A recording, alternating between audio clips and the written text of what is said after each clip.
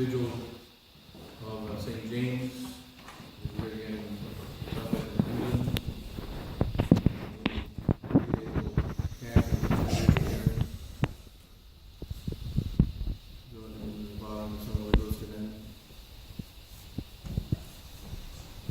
There's an American radio semi-comedian host who tells the stories of Americana and a Lutheran, complete liberal, by the name of Garrison Keillor.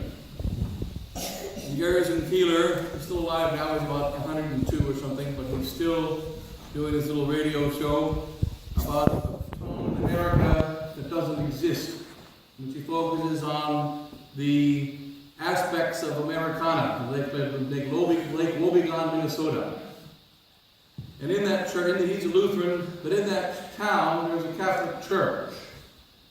And the town doesn't exist, and he calls it church. The church is called to him, the Lutheran, the Church of Our Lady of Perpetual Responsibility. It was the Catholic church in the 1950s. And one day he was walking by the Catholic church. He knew that all Catholics, of course, were bad, and they were evil. But the door of the church was open. It was during the week, and there was no one there. And he said he was a boy, and he saw the Church of Our Lady of Perpetual Responsibility, and it was empty. And he said, maybe I'll go in and see what they have in that evil Catholic church. He walked in, and there was no one there. And then he looked around, and he saw the candles burning in front of statues. And he had never seen this kind of thing before. And he walked in further and further. And then he realized, I'm not in this church alone. He looked around. He saw eyes in the stained glass windows.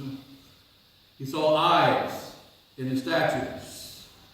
And he said, I'm not alone. And I know what's going to happen. The priest is going to come. He's going to lock the door behind me. And he said, we've got another one. And so he was filled with total fear, and he ran out of the church. Now what is it that he, a complete liberal, a complete pagan, saw in the Catholic Church in the 1950s? We have also yesterday an historical event that one of our Catholics here just baptized not too long ago in the Resistance. For the very first time in his life, attended Mass in a church. He's going to get used to it. But attended life in the church. You have to have a Mass in a church. And so, what is it that Garrison Keillor saw? He went into an empty church. Another man, one of my former parishioners also, he converted to the Catholic faith by walking into an empty church. He also was a non-Catholic and knew the Catholic Church was bad and didn't like the church. But there was a church that was open. He walked in the city of America. And he saw the stained glass windows. He saw the red light next to the tabernacle. And he felt that he was not alone. He was on the verge of committing suicide and living a life of complete despair. He decided to walk into this church because being raised a non-Catholic, being raised a Protestant, he knew what all Protestants, the good old Protestants knew, that the only evil thing in the world is the Catholic Church. He walked in to an empty church. There he found eyes in the window, like Garrison Keillor. There he found eyes in the statues. There he found a burning light, and he felt that there was life in this church. And he felt that there was never alone. Now you go to a church in our times, and there is total emptiness. And why is that? Well, today, a few considerations, in fact, stolen in part from the reading of Father Vigil last night in the sermon of Cardinal P. Saying that what is the ecumenical and what is the true? The ecumenical says that things are non-living. But then there's a true mother, and the other mother is the ecumenical mother. When that child was brought before Solomon, the one mother, the baby was not hers. And hence when Solomon said, cut the baby in half, it tells us in the book of Kings, and the mother said these words. One woman said, let it be so. For let the baby be neither yours nor mine. And so the one mother, the one that was not the mother, when she heard the king's decree, let the baby be cut in half, she said, let it be so. Let the child be neither yours nor mine. This is the secret dogma of ecumenism. And the secret dogma of liberalism. The liberal and the ecumenists say, well, there's truth in all religions. Every religion is okay. So you take part for you, I'll take part for me. You believe what you want to believe in, I'll believe in what I want to believe in. And why do they say this? The reason is because they're liars. The first ecumenist that we see in the sacred scripture in the New Testament is Pilate. And Pilate is approached by our Lord Jesus Christ. And our Lord Jesus Christ asks, art thou a king then? And Christ responds, thou sayest it. For this was I born. For this came I into the world, that I might bear witness unto the truth. Whoever is of the truth hears my voice. Whoever is of the truth hears my voice. A living voice. And this voice is the voice of Christ. We call our church, what do we call it? We call our church Holy Mother Church. And what does a mother do? A mother carries a child that comes from a father. And the mother protects the child. And the mother makes sure the child grows and waxes strong. And the mother makes sure the child doesn't lose any limbs, makes sure the child is fed. The mother is about the preservation and increase of life. And that life is one. What happened in the last 500 years inside the Catholic Church as a result of the horrible phenomenon, an evil thing known as Protestantism, that entered the world 500 years ago, is that somehow faith became unliving. Somehow faith became a collection of dogmas, like a collection of pieces of wood. You go to a lumber yard, you can buy wood, take some of the wood and make it into a chair. Take other wood and make it into a table. Take other wood and make it into a house. It's just wood. If you do that with a living tree, it instantly dies. It's no longer alive. But wood is dead. So it can be cut. It can be used for many purposes. It can be stored and left alone. It's just wood. The tree has to be watered. The tree has to receive the sun. The tree needs insects to live around it, that it might have its life. Insects are important for the life of trees. A tree must have its roots into the ground. A tree requires a lot of maintenance, because the tree is alive. The difference between the Catholic today and the Catholic of 500 years ago and the Catholic before is that to the Catholic before, our faith was alive. It's one life. Now, it's a collection of dogmas. It's just a collection of beliefs. And everybody has beliefs. Some people believe in the boogeyman. Some people believe in Buddha. We believe in Christ. It's just a belief. What is the secret dogma behind it all? It's contained in the book of Kings. Cardinal P gave the example in the reading Father read yesterday that there's the true mother and then there's the false mother, the ecumenical mother. The mother that says Christ can be divided. You can have the top half of him, we have the bottom half. But what does it say in the book of Kings? She knew what it meant.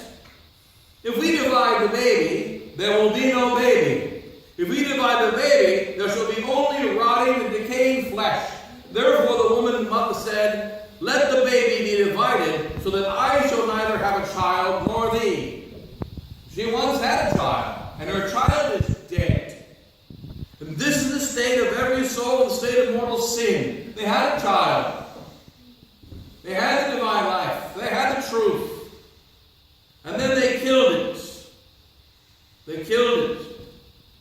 And then they see others who have a child, and their child is alive. They have the divine life. You see it today, for instance, whenever a man of the world sees someone living an upright life, sees someone living according to the gospel, sees someone living according to the law of God, they are filled with anger and hate, and they're waiting for the decree of the king. Let him be cut in half. And hence modern laws are made against Christianity, and only against Christianity. Against Christ, and only against Christ. We don't have laws that say you cannot put a menorah in an airport. But there are laws that say you cannot put a creche in an airport. We don't have laws that say you cannot express false religions in public. In the Denver airport, they play the American Indian music because they claim that there was some chief buried there at the airport 2,783 years ago, and therefore it's sacred land. And so therefore they sing this demonic music on the speaker above Concourse A and the first Concourse A and the main terminal. They say, well, we have to do that. We play 24 hours a day. But there's no supposed to be separation of church and state. We're not supposed to promote any religion. If it's a pagan religion, no problem.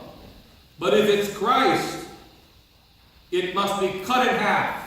Because everyone knows that St. Augustine spoke the only truth about religion. And St. Augustine said there are two loves, and not three. These two loves built two cities, and not three. And the two loves were the city of the love of self and the city of the love of God. The love of God builds only one city. The love of self builds a city for self. The love of God builds a city for God. And this is a city of God that he writes about. The city of God is founded by our Lord Jesus Christ. The city of God was created in the very beginning of time. The first human head of the city of God was Adam. The final head of the city of God was Peter II, the final pope.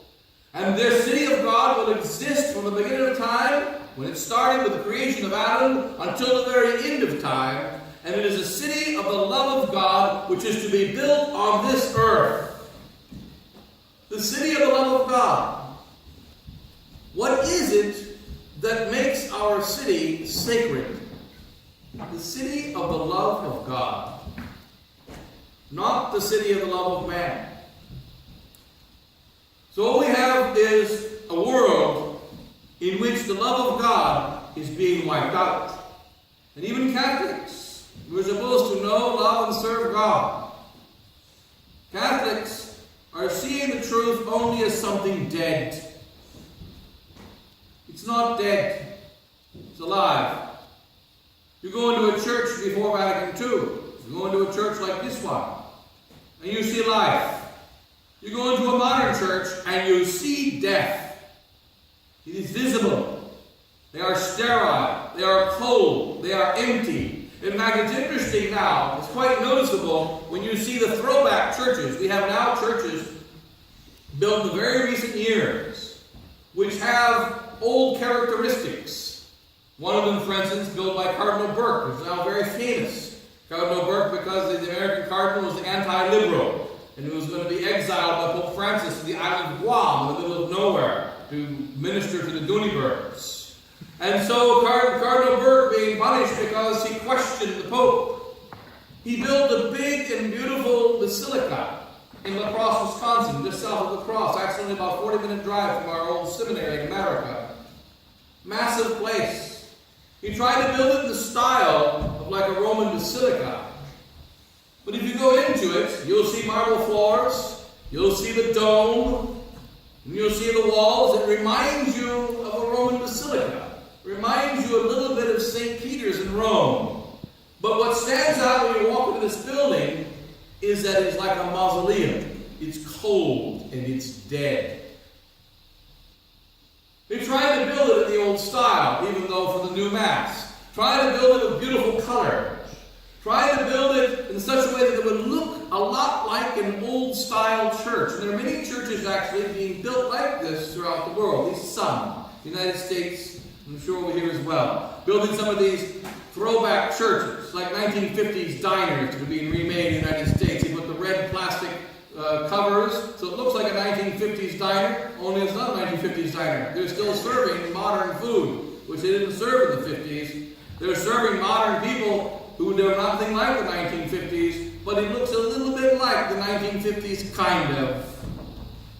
And so they're doing that with the Catholic Church. But the first thing you notice when you walk in, it's sterile. It looks like a mausoleum. It's dead. Why is that? Because the faith is one.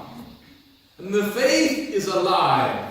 And the faith is a seed that comes from the Father. And it must grow inside of us. And it must be watered. And it must be cared for. It is one. It is living. It is undivided. It's not a collection of beliefs. It is one and undivided. Now, what is the effect in our lives when we recognize the faith is one and the faith is alive?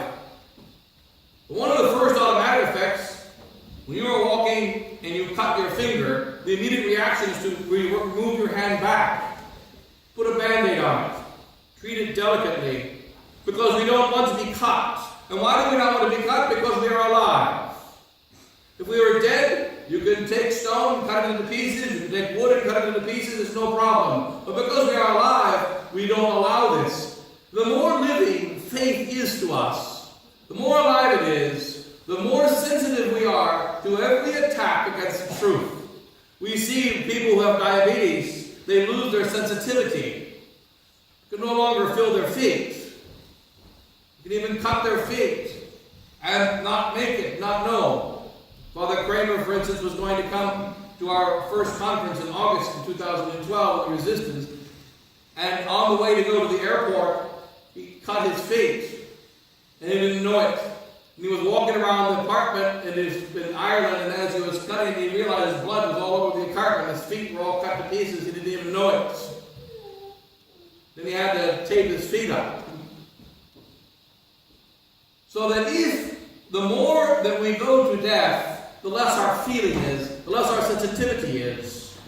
The more we go to life, the more our feeling is, the more our sensitivity is. And what we must recognize as Catholics in our times, our faith is alive, the truth is alive, it is one, it is undivided, and we must love it. One thing about a living thing, if it is not loved, it will die. It must be fed, it must be nourished.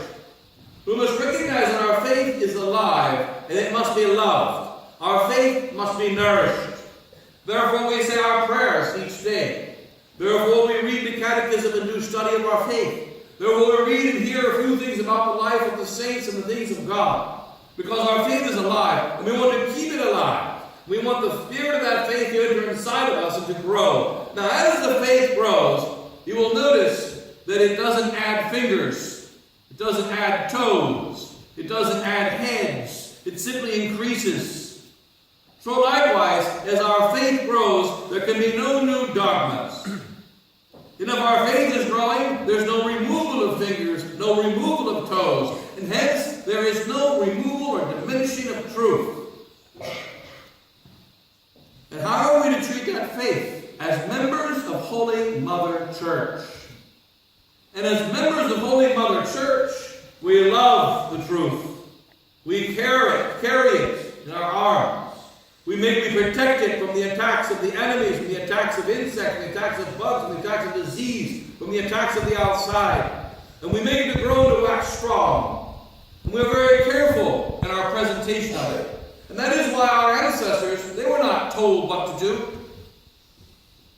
When they came out of persecution, St. Peter never said Mass in a church. St. Peter never said Mass in a church because of the time of persecution. But when the Mass was able to be said in the church, what happened? Immediately they added things to it because it's alive. Stations appeared on the wall. But if you look at those stations, they're the 14 stations of the death of Christ. Stained glass windows began to appear. And if you look at those station windows, you will discover that they are the stories of sacred Scripture and the stories of the saints. And they tell us what is in the Mass. And there's nothing new in it. When arches began to appear, calling us to God, the Roman arch, which we consider as God protecting us. God coming down and protecting us. And God reaching down and protecting man.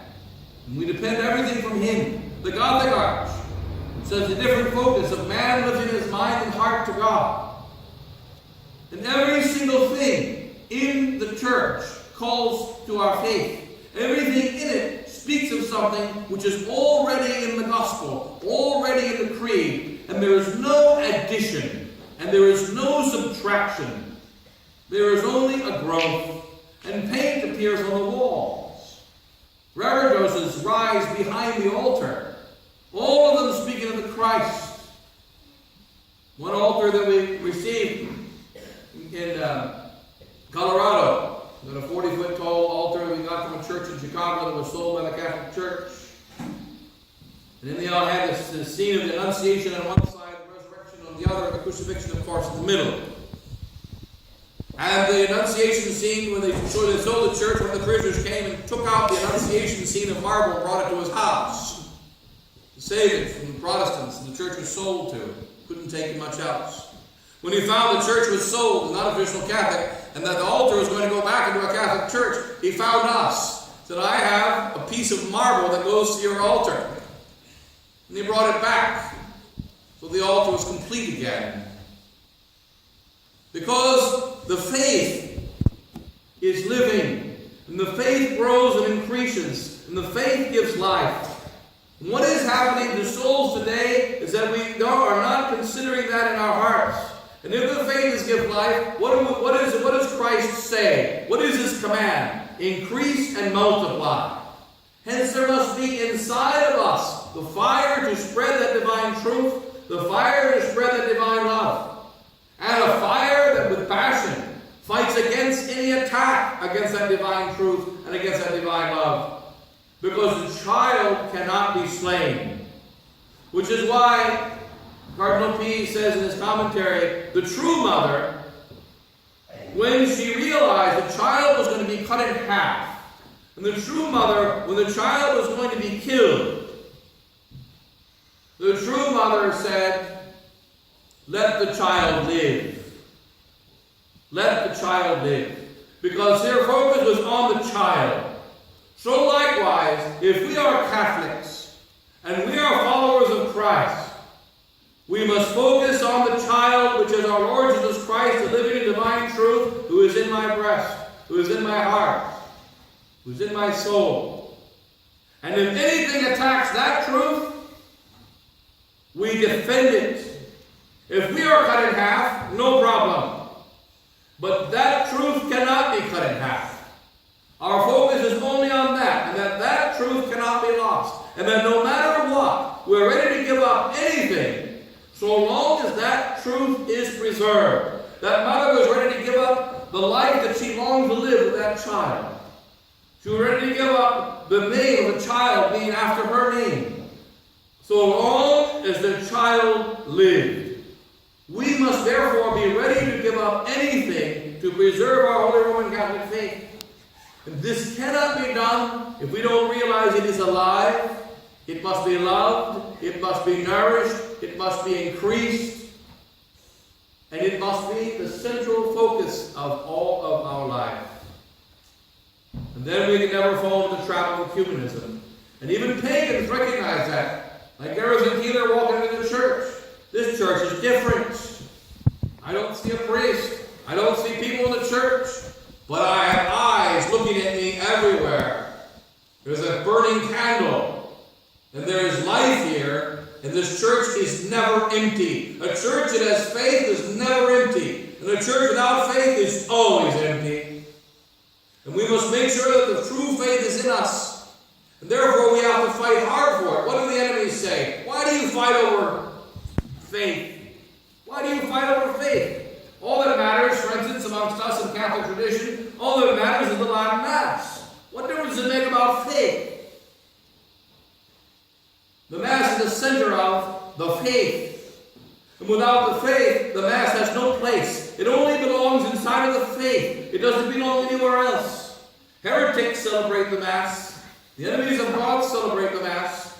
I met a priest in the Philippines who told me he hated the Latin Mass, but he was told by his bishop to say it, so he said it for the people that wanted it.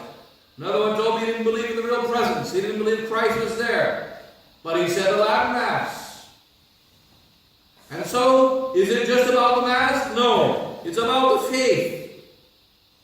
And so the faith is what we preserve. And part of preserving the faith means we preserve the Latin Trinity Mass. Part of preserving the faith means that we have all the children that God sends us. Part of preserving the faith is that ladies dress like the Blessed Virgin Mary. They wear dresses. Mothers stay at home.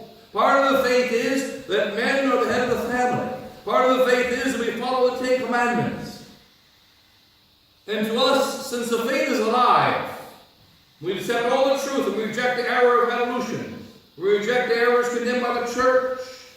Many mock that we say that we accept the teaching of the church about Galileo. The church says that to say that the sun moves, or the sun rather does not move, is the center of the earth and its movements, is a heresy. That's what the church said in 1616. Turns out science backs it up. But that doesn't matter. We know it is true because the church says it. We know it is true because sacred scripture teaches it. And why does it matter? Because the faith is a one living thing. And all the teachings matter, not just some of them. The teaching about evolution being baloney. The teaching about Adam being the father of the entirety of the human race. The teaching that Jesus Christ is true God and true man, rose from the dead. But as Pope Leo XIII says, there is no difference between the Catholics' belief that Jesus Christ rose from the dead and Abraham had 2 sons. We believe Abraham had 2 sons because God says it, and he speaks only truth.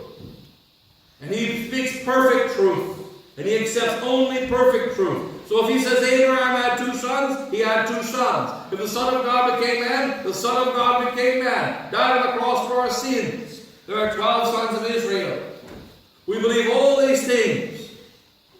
And they are important to us because the faith is alive. Once the faith becomes only a collection of dogmas, then there's important ones and unimportant ones. Like in a house, there's structural beams, and then there's secondary beams. You can take out the secondary beams, just don't touch the structural ones. But when the faith is alive, you can say, oh, you can cut off my arms as long as you don't take out my heart. No problem. But if the faith is alive, you say, no, you cannot cut off my arm. You cannot cut off my fingers. Everything matters. And we must ask the love of faith. And without the love of faith, we will not be given the grace to be martyrs. It's the most wonderful grace. Perhaps one day we can receive. But if we do not love the faith with all our hearts, we cannot receive this grace. If we don't love the faith with all our hearts, it won't grow. It won't increase. It won't wax strong. We have to love it. Not only, quote-unquote, believe it. So let's pray for this love to be deep in our hearts, and then spread it as far as it can. So thank God bless you all, and the Father, and the Son, and the Holy Ghost. Amen.